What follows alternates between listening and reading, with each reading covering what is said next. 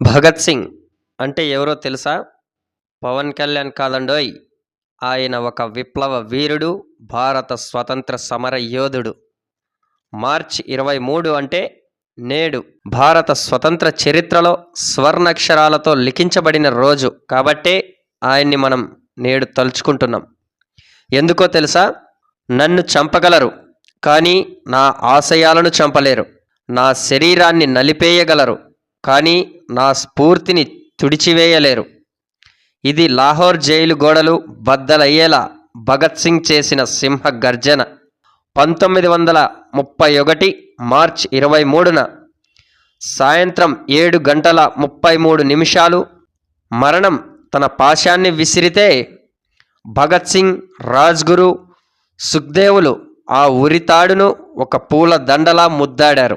భయం అంటే తెలియని ఆ కళ్ళు, వనకని ఆ అడుగులు, ఈక్విలాబ్ జిందాబాద్ అంటూ మార్మోగిన ఆ గొంతికలు బ్రిటిష్ సామ్రాజ్య పునాదులను కదిలించి వేశాయి.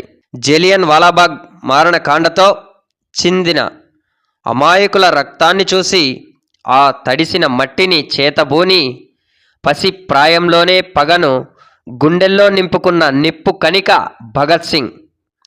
ఆయన విసిరిన బాంబులు అసెంబ్లీలో ప్రాణాలు తీయడానికి కాదు, నిద్రపోతున్న తెల్ల దొరల చెవుల్లో పిడుగులు కురిపించడానికి.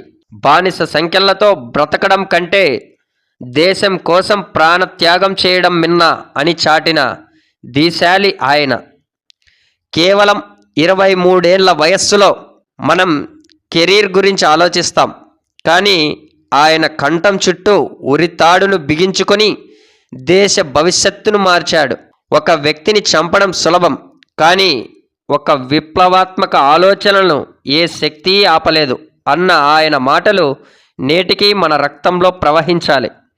ఓ భారతీయుడా, నీ రక్తంలో వేడి ఇంకా తగ్గలేదా? నీ గుండెల్లో దేశభక్తి జ్వాల ఇంకా రగలడం లేదా? ఆ అమరవీరుల త్యాగాలను స్మరిస్తూ అన్యాయంపై తిరగబడే ధైర్యాన్ని నరాల్లో నింపుకో.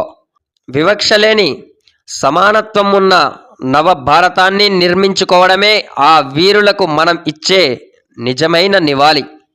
ఈక్విలాబ్ జిందాబాద్. భారత్ మాతాకి జై.